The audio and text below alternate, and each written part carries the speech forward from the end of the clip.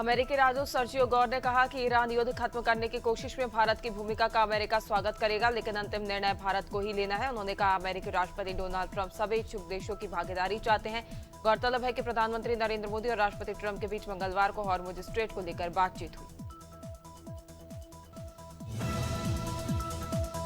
America और Indonesia के बीच हुए रक्षा समझौते से यह अटकलें तेज हो गई है कि अमेरिका का रणनीतिक ध्यान अब मलक्का स्ट्रेट पर है। हॉर्मुज के अलावा यह एक और महत्वपूर्ण वैश्विक व्यापार मार्ग है। यह ऊर्जा आपूर्ति और औद्योगिक चीजों की आवाजाही को सुगम बनाता है। अपने ऊर्जा आयात के लिए चीन इस मार्ग पर अत्यधिक निर्भर है। अमेरिकी राष्ट्रपति डोनाल्ड ट्रंप ने पाकिस्तान में ईरान से बातचीत दोबारा शुरू करने के लिए 2 नई शर्तें रखी हैं। ये शर्त है, हॉर्मुज स्ट्रेट को पूरी तरह से खोला जाए और ईरान के प्रतिनिधिमंडल के पास किसी भी समझौते को अंतिम रूप से देने के लिए पूर्ण अधिकार हो। 7 अप्रैल को 2 सप्ताह का संघर्ष विराम हुआ था।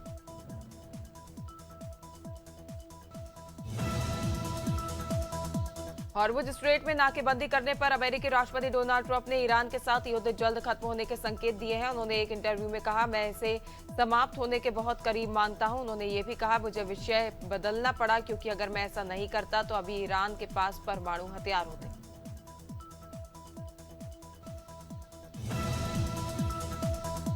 रिपोर्ट्स की जानकारी के मुताबिक स्ट्रेट ऑफ हॉर्मुज के बंद होने की स्थिति में यूएई की हफ्शा फुजैरा तेल पाइपलाइन एक वैकल्पिक रास्ता मानी जाती है, लेकिन इसकी क्षमता हॉर्मुज से हर दिन निकलने वाले तेल के मुकाबले ऊंट के मुंह में जीरे के समान है।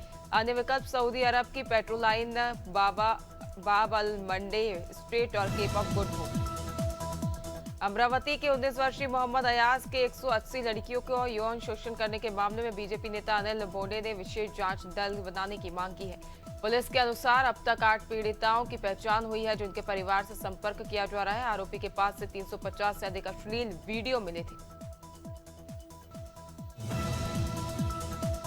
केंद्रीय गृह राज्य मंत्री बंदी संजय कुमार ने नासिक टीसीएस धर्मांतरण को कॉर्पोरेट जिहाद का मामला बताया है। उन्होंने तेलंगाना के डीजीपी से कहा कि वे हैदराबाद की प्रमुख आईटी कंपनियों, खासकर एचआर टीमों के साथ तत्काल बैठकें करें ताकि कड़ी जवाबदेही सुनिश्चित की जा सके। गौरतलब है कि इस मामले में 7 लोगों को गिरफ्तार किया गया है।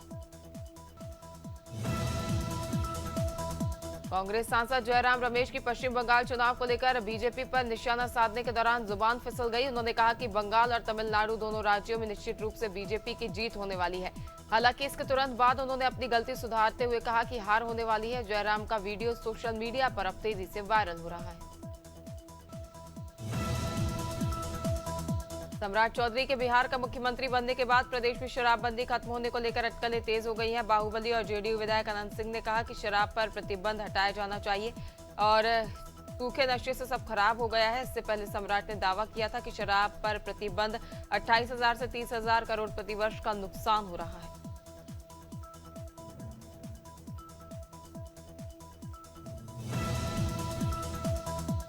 बिहार में सम्राट चौधरी के मुख्यमंत्री और विजेंद्र यादव व विजय चौधरी के उप मुख्यमंत्री बनने के बाद विभागों का बंटवारा किया गया। मुख्यमंत्री ने अपने पास सामान्य प्रशासन, गृह, स्वास्थ्य, कानून, कृषि, पर्यटन और खेल सहित 29 विभाग रखे। उप मुख्यमंत्री विजय चौधरी के पास शिक्षा, परिवहन सहित 10 विभाग हैं, जबकि विजेंद्र यादव को 8 विभाग मिले हैं।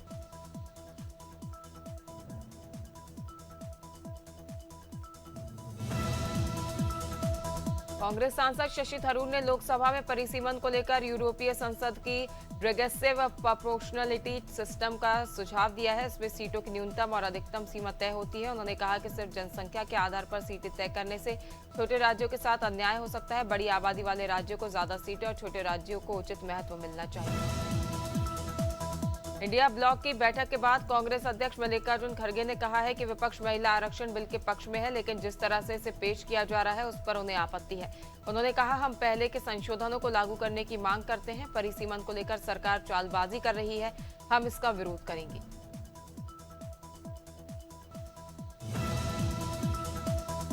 जानकारी के मुताबिक पंजाब सरकार ने सांसद राघव चड्ढा से सुरक्षा वापस ले ली है, जिसके बाद उन्हें केंद्र सरकार ने जेड श्रेणी की सुरक्षा प्रदान की है। रिपोर्ट्स के अनुसार दिल्ली और पंजाब में चड्ढा को जेड सिक्योरिटी मिलेगी, जबकि अन्य जगहों पर Y+ सुरक्षा रहेगी। इससे पहले आपने उन्हें राज्यसभा में उपनेता पद से हटा दिया था। बटियागढ़ में श्रीमद् भागवत कथा का आयोजन जारी है, जहां वृंदावन धाम के स्वामी रसराज महाराज के मुखारविंद से कथा सुनने के लिए श्रद्धालुओं की भारी भीड़ उमड़ रही है। कथा के तीसरे दिन विदुर मैत्रेय संवाद, ध्रुव चरित्र सहित विभिन्न प्रसंगों का भावपूर्ण वर्णन किया गया।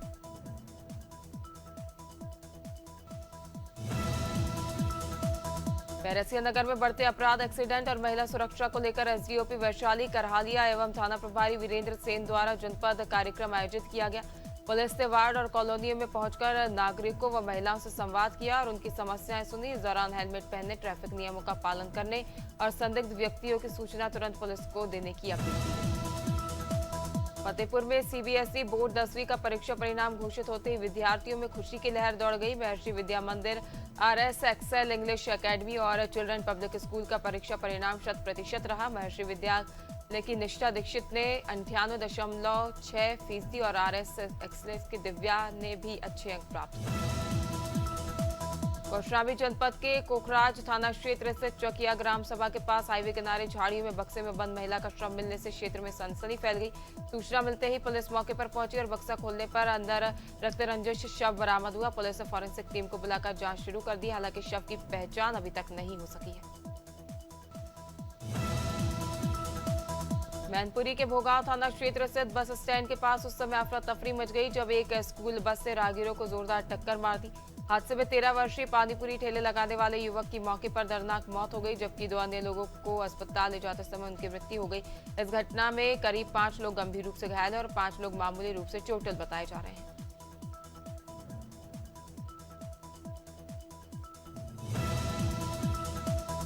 मुरादाबाद में 2027 विधानसभा चुनाव को लेकर कांग्रेस पार्टी ने अपनी तैयारियां तेज कर दी है। इसी क्रम में आयोजित संगठनात्मक समीक्षा बैठक में पार्टी के राष्ट्रीय सचिव एवं यूपी से प्रभारी प्रदीप नरवाल शामिल हुए। उन्होंने कार्यकर्ताओं को संबोधित करते हुए कहा कि कांग्रेस पूरी तरह मजबूती के साथ चुनावी मैदान में उतरेगी और इंडिया गठबंधन के साथ मिलकर भाजपा को चुनौती देगी।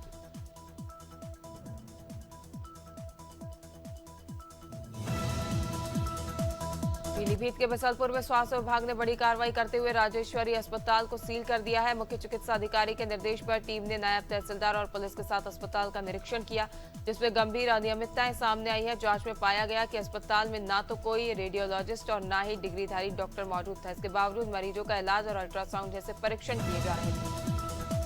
रायपुर के देवेंद्र नगर थाना क्षेत्र स्थित फाफाडी टिम्बर मार्केट में आधी रात भीषण आग लगने से हड़कंप मच गया।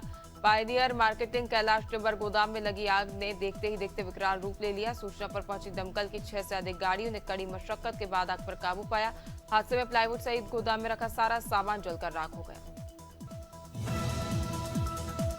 सिवनी में कलेक्टर नेहा मीना ने जिला चिकित्सालय का औचक निरीक्षण कर स्वास्थ्य व्यवस्थाओं की समीक्षा की। उन्होंने डॉक्टरों और स्टाफ की समय पर उपस्थिति सुनिश्चित करने के लिए सार्थक ऐप और बायोमेट्रिक सिस्टम को अनिवार्य रूप से लागू करने के निर्देश दिए। ओपीडी में मरीजों की भीड़ नियंत्रित करने के लिए टोकन सिस्टम शुरू करने और गर्भवती महिलाओं व बुजुर्गों के लिए अलग प्रतीक्षा क्षेत्र बनाने पर जोर दिया।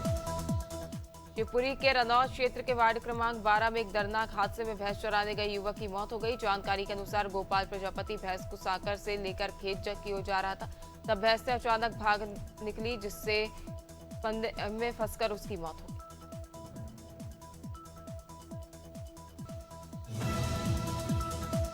सीतापुर के सिधौली तहसील परिसर में बुधवार दोपहर उस समय हड़कंप मच गया जब एक एंटी करप्शन टीम ने एसडीएम कार्यालय में तैनात पेशकर अनुपम श्रीवास्तव को 1 लाख रुपए की रिश्वत लेते हुए रंगे हाथों गिरफ्तार कर लिया है। शिकायत के आधार पर टीम ने कार्रवाई करते हुए आरोपी को मौके से हिरासत में ले लिया है। मामले में आगे की कार्रवाई जारी है। उमरिया के बिरसिंहपुर पाली में एक दर्दनाक हादसा हो गया, जहां ट्रेन की चपेट में आने से 37 वर्षीय युवक की मौके पर ही मौत हो गई। मृतक की पहचान राजेश सोंदिया के रूप में हुई है।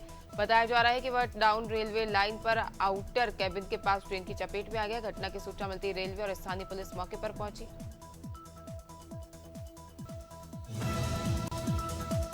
नर्मदापुरम जिले के बनखेड़ी थाना क्षेत्र में पुरानी रंजिश के चलते युवक की हत्या का सनसनीखेज मामला सामने आया है। 3 दिन पहले परिजनों ने अपहरण की शिकायत दर्ज कराई थी, जिसके बाद बुधवार शाम नंदवाड़ा स्थित एक कुएं से युवक का शव संदिग्ध हालातों में मिला। सूचना पर पहुंची पुलिस ने शव का पोस्टमार्टम कर शव परिजनों को सौंप दिया है। बुलंदशहर के थाना जहांगीराबाद क्षेत्र में पुलिस और स्वाट टीम देहात की गौ तस्करों से मुठभेड़ हो गई। सूचना के आधार पर नवीनगर के जंगलों में कॉम्बिंग के दौरान पुलिस ने गौकशी की कोशिश कर रहे संदिग्धों को घेर लिया। इस दौरान जवाबी फायरिंग में एक बदमाश के पैर में गोली लग गई, जबकि उसके 3 साथी अंधेरे का फायदा उठाकर फरार हो गए। जालौन के कुठौन थाना क्षेत्र के ग्राम मदनेपुर में प्रेम प्रसंग के चलते एक युवक मोबाइल टावर पर चढ़ गया, जिससे इलाके में हड़कंप मच गया। बताया जा रहा है कि फोन पर शुरू हुई बातचीत के बाद युवक लड़की के गांव पहुंचा और शादी की जिद पर अड़ गया। वह टावर से कूदने की भी धमकी देता रहा, जिससे मौके पर पहुंची पुलिस से समझा बुझाकर नीचे उतारा। लखनऊ के बंथरा थाना क्षेत्र से शिवपुरा अम्बेडकर नगर में बाबा साहेब की प्रतिमा पर माल्यार्पण के दौरान विवाद ने हिंसक रूप ले लिया। मामूली कहासुनी के बाद दोनों पक्षों में मारपीट हुई और फायरिंग तक की नौबत आ गई, जिससे इलाके में अफरा तफरी मच गई। घटना की गंभीरता को देखते हुए पुलिस ने मामले की जांच एसपी कृष्णानगर को सौंप दी है और पुलिस की भूमिका भी जांच की जाएगी।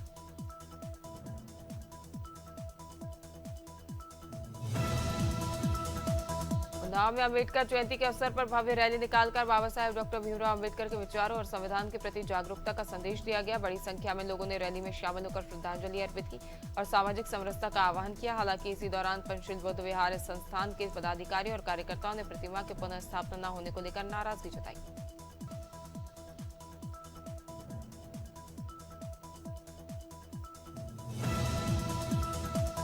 वाराणसी में श्रम मंत्री अनिल राजभर ने नोएडा में श्रमिकों के वेतन वृद्धि को लेकर हुए बवाल की घटना पर बड़ा बयान दिया है। उन्होंने कहा कि इस घटना के पीछे पाकिस्तान की भूमिका से इनकार नहीं किया जा सकता और यह एक सुनियोजित साजिश का हिस्सा हो सकता है। मंत्री ने दावा किया कि मामले की जांच में कुछ आतंकी मॉड्यूल और विदेशी फंडिंग के संकेत भी सामने आ रहे हैं।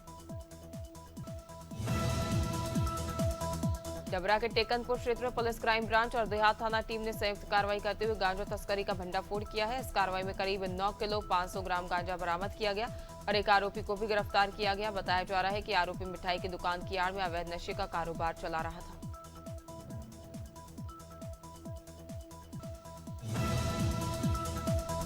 भिंड के अरुण उपाध्याय फर्नीचर इलेक्ट्रॉनिक के शोरूम में भीषण आग लग गई। शोरूम के ऊपर बनी 3 मंजिला इमारत में पहुंची आग की लपटें, धुएं से दम घुटने पर सुनीता देवी की दर्दनाक मौत हो गई।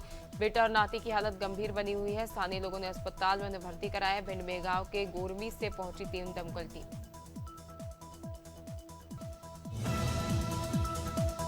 जबलपुर बरेला के ग्राम परतला में बीते 9 अप्रैल को एक दिल दहला देने वाली वारदात हुई, जहां जमीन विवाद की रंजिश ने एक निर्दोष युवक को अस्पताल पहुंचा दिया। मुख्य आरोपी नितिन मिश्रा का विवाद मनीष पटेल नामक व्यक्ति से चल रहा था। घटना वाले दिन नितिन अपने साथियों के साथ मनीष को डराने धमकाने पहुंचा था। इसी बीच उसने मनीष पर निशाना साधते हुए गोली चलाई। महोबा में शादी के 3 माह पूर्व युवती की हत्या। घर से 200 मीटर की दूरी पर स्थित पहाड़ के पास जंगल में मिला युवती का शव। परिजनों ने अज्ञात हमलावर पर हत्या की आशंका और अगवा कर ले जाने की संदेह जताया है। फिलहाल पुलिस मामले की जांच पड़ताल में जुटी हुई।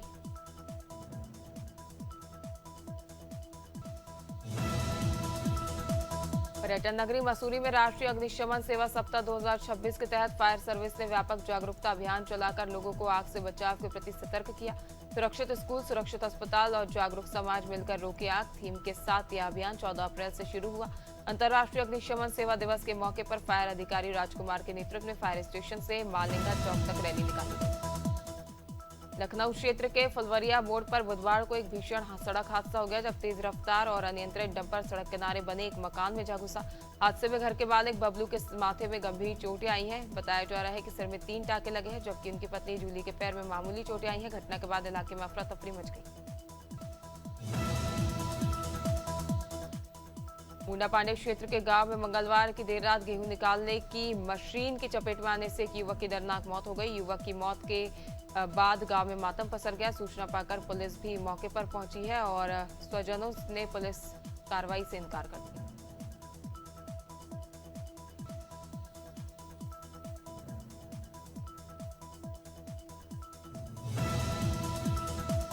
उत्तराखंड अग्निशमन एवं आपात सेवा देहरादून के निर्देश के क्रम में 14 अप्रैल से 20 अप्रैल 2026 तक जनपद नैनीताल के हल्द्वानी में अग्निशमन सेवा सप्ताह मनाया जाना है।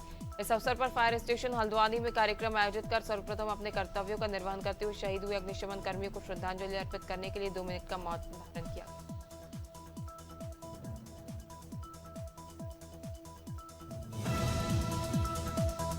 समाज में समरसता और भाईचारे को बढ़ावा देने के उद्देश्य से सामाजिक समरसता संत यात्रा का शुभारंभ नरसिंहपुर जिले के बरमान घाट से मां नर्मदा की विधि विधान पूजन अर्चन के साथ किया गया।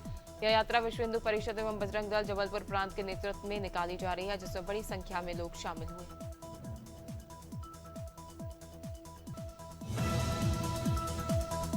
मध्य प्रदेश शासन की ओर से घोषित कृषि कल्याण वर्ष 2026 के अंतर्गत बहुउद्देशीय प्राथमिक कृषि साख सहकारी समिति मर्यादित पवई में डॉक्टर भीमराव अंबेडकर जयंती के अवसर पर नवीन कृषक सदस्यता महाअभियान का भव्य शुभारंभ किया गया। इसके पश्चात बाबा साहेब डॉक्टर भीमराव अंबेडकर के चित्र पर पुष्पांजलि अर्पित कर उन्हें श्रद्धांजलि दी। रामनगर में डॉक्टर भीमराव अंबेडकर की जयंती के अवसर पर शहर का माहौल पूरी तरह बाबा साहेब के रंग में रंगा नजर आया। अंबेडकर आयोजन समिति के तत्वाधान में एक भव्य शोभा यात्रा निकाली गई, जो शहर के मुख्य मार्गों से होते हुए मुख्य बाजार तक पहुंची। इस दौरान विभिन्न सामाजिक और राजनीतिक संगठनों ने भी कार्यक्रम आयोजित कर बाबा साहेब को श्रद्धांजलि अर्पित की और उनके विचारों को अपनाने का संकल्प लिया।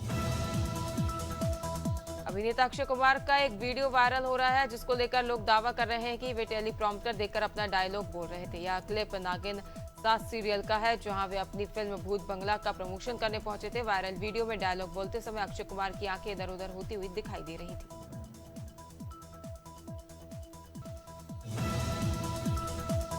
इंडियाज गॉट टैलेंट के विवाद के बीच कॉमेडियन समय रैना ने सुनील पाल की आलोचना पर खुलकर बात की है। उन्होंने कहा कि सुनील असुरक्षित और निराश महसूस कर रहे हैं, मुझे उनके लिए बुरा लग रहा है। उन्होंने कहा कि जो लोग दूसरों की आलोचना करते हैं वे अक्सर खुद किसी परेशानी या उलझन से गुजर रहे होते हैं।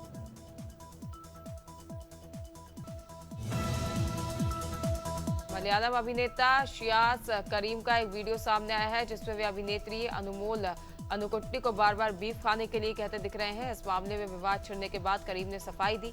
पेरुम्बावूर में दोस्तों के बीच यह आम है, बीफ न खाने वाले दोस्त को ताने दिए जाते हैं। अनुमोल के साथ मेरी बातचीत दोस्ताना थी। दिग्गज गायिका आशा भोसले के निधन के बाद 13 अप्रैल को हुए उनके अंतिम संस्कार में एक्टर शाहरुख खान और सलमान खान शामिल नहीं हुए थे। मीडिया रिपोर्ट्स के मुताबिक सुरक्षा कारणों से दोनों एक्टर्स ने अंतिम संस्कार में शामिल होने से दूरी बनाई थी। हालांकि दोनों ने सोशल मीडिया के माध्यम से उनके निधन पर शोक व्यक्त किया था।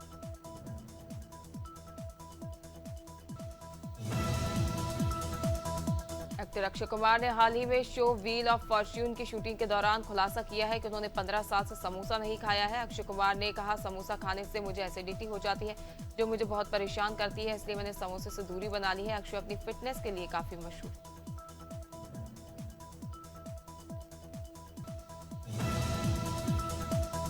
मध्य प्रदेश में मौसम ने अचानक करवट बदली है और पूरा प्रदेश भीषण गर्मी की चपेट में आ गया है। पिछले 24 घंटे में इस सीजन का सबसे अधिक तापमान 43 डिग्री सेल्सियस शाजापुर के गिरवर में दर्ज किया गया है, जिससे कई जिलों में गर्म हवाओं का असर बढ़ गया। भोपाल, इंदौर, ग्वालियर और जबलपुर जैसे प्रमुख शहरों में तापमान 39 से 40 डिग्री के बीच बना हुआ है।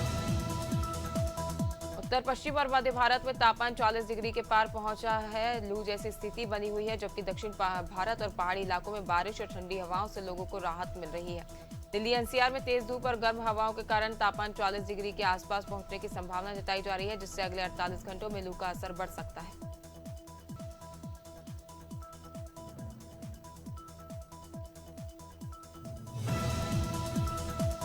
उत्तर भारत में भीषण गर्मी के बीच मौसम विभाग ने जम्मू कश्मीर, लद्दाख और हिमाचल प्रदेश में भारी बारिश, बर्फबारी और ओलावृष्टि की चेतावनी जारी की है। 16 से 19 अप्रैल के बीच इन इलाकों में तेज बारिश और 50 किलोमीटर प्रति घंटे तक की हवाएं चल सकती हैं, जिससे तापमान में गिरावट और राहत मिलने की संभावना जताई गई है।